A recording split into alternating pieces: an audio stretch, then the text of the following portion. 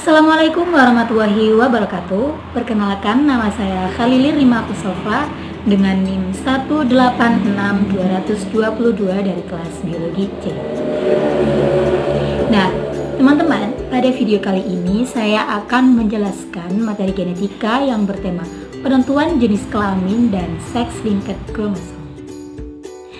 Nah, teman-teman, sebelum kalian menyimak video saya, mungkin dari teman-teman kalau punya buku genetika karangan Suryo seperti yang saya pegang ini, di sini ada materi penentuan jenis kelamin tepat di halaman 164.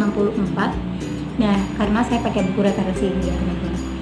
Oke, jadi teman-teman, penentuan jenis kelamin itu kan merupakan suatu sistem biologis yang mengkarakterisasikan suatu seks, itu jantan atau betina. Jadi, kenapa sih kok suatu makhluk hidup ini tuh kok bisa berkelamin jantan, kok bisa berkelamin betina? Nah, teman-teman, ternyata hal tersebut itu dipengaruhi oleh beberapa faktor. Nah, di antaranya itu ada yang faktor lingkungan, ada yang faktor genetika. Nah, faktor lingkungan itu seperti faktor suhu, teman-teman. Nah, itu terjadi di hewan apa sih? Kalau setahu saya itu terjadi pada reptil tertentu seperti aligator, teman-teman. Nah, aligator ketika dia bunting, dia akan mengeluarkan telurnya di tempat jika tempatnya itu suhunya tinggi, maka nanti anak yang ditetaskan dari telurnya itu akan berkelamin laki-laki, teman-teman, atau berkelamin jantan. Namun ketika telurnya itu ditetaskan di tempat yang suhunya rendah, maka ketika menetas nanti anaknya berjenis kelamin perempuan atau betina, teman-teman. Nah, selain faktor suhu lingkungan, itu juga dipengaruhi oleh faktor genetika. Nah, ini nih, faktor genetika ini berarti kan dipengaruhi oleh materi genetik. Nah, materi genetik yang berada di dalam kromosom, khususnya itu yaitu kromosom seks atau yang biasa kita sebut dengan gonosom. Dari kromosom seks atau gonosom tadi, dia memiliki tipe-tipe penentuan jenis kelamin, yaitu ada 5. Yang pertama itu tipe XY, yang kedua tipe XO, yang ketiga tipe ZW, dan yang keempat tipe ZO, dan yang kelima terakhir itu adalah tipe haploid. Nah, teman-teman, yang pertama yaitu adalah tipe XY.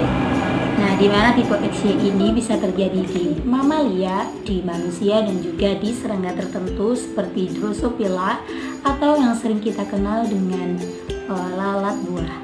Nah, di mana tipe XY ini pada betina dia memiliki kromosom seks yaitu X yang bersifat homogametik, berarti XX ya.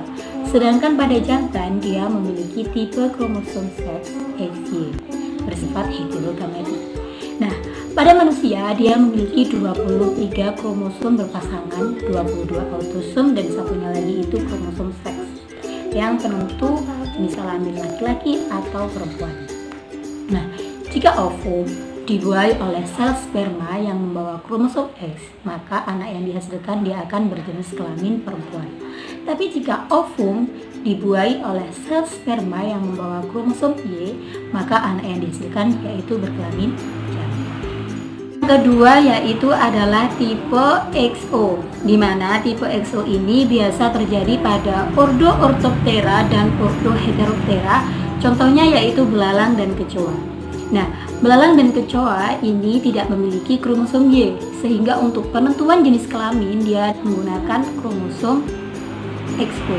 Nah, untuk betina dia memiliki kromosom seks yang bertipe XX yang bersifat homogametik, dan sedangkan pada jantan dia memiliki tipe kromosom seks XO bersifat heterogametik. Baik teman-teman, yang ketiga yaitu adalah tipe ZW, di mana tipe ZW ini biasa terjadi pada ikan dan juga beberapa reptil, dan tipe ZW ini adalah keterbalikan dari tipe XY, di mana tipe XY yang bersifat homogametik itu adalah betina dan bersifat heterogametik adalah jantan.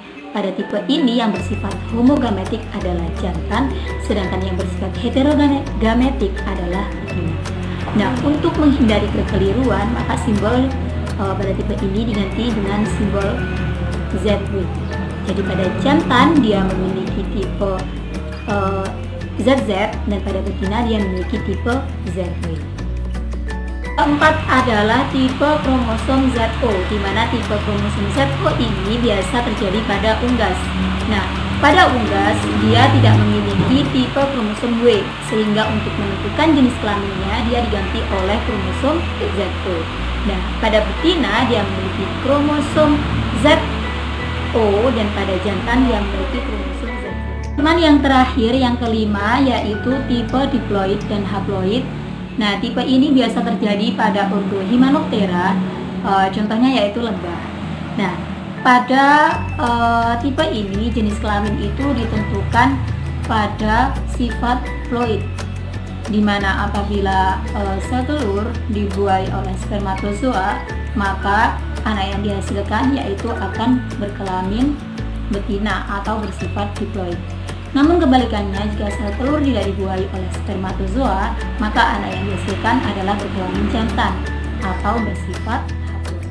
Baik teman-teman, selanjutnya saya akan menjelaskan mengenai sex-linked kromosom atau yang biasa kita sebut dengan pautan gen, di mana pautan gen ini menyebabkan suatu sifat warisan hanya muncul pada jenis kelamin tertentu. Nah, itu tergantung pada gen yang terpaut.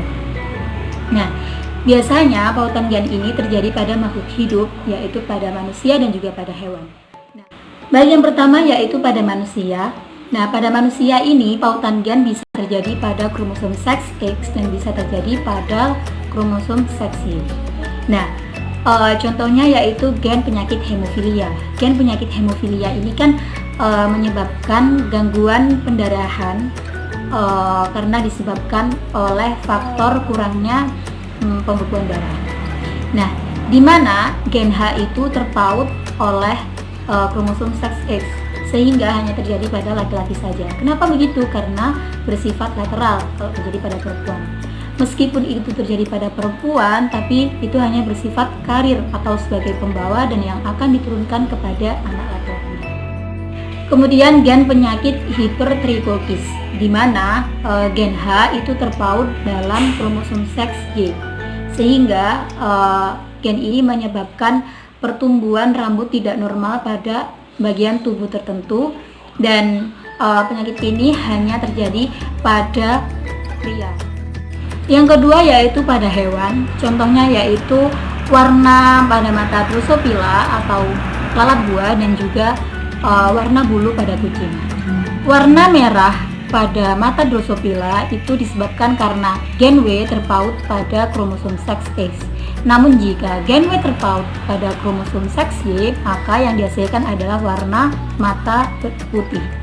Nah, untuk bulu kucing, ketika gen itu terpaut ke dalam kromosom X, maka bulu kucing yang dihasilkan adalah warna hitam, coklat, dan juga kombinasi putih terhadap kucing jantan. Sedangkan terhadap kucing betina dia akan menghasilkan warna bulu kombinasi putih, coklat, dan juga hitam. Nah teman-teman, itu tadi merupakan penjelasan penentuan jenis kelamin dan juga sex-linked kromosom. Kenapa sih penting banget belajar itu? Karena tanpa belajar itu kita tidak akan mengetahui seperti apa karakteristik seks itu jantan, karakteristik seks itu betina, seperti itu. Dan untuk memudahkan proses perkembangbiakan antara jantan dan juga betina. Terima kasih, mungkin cukup sekian video dari saya. Kurang lebihnya mohon maaf dan terima kasih. Wassalamualaikum warahmatullahi wabarakatuh.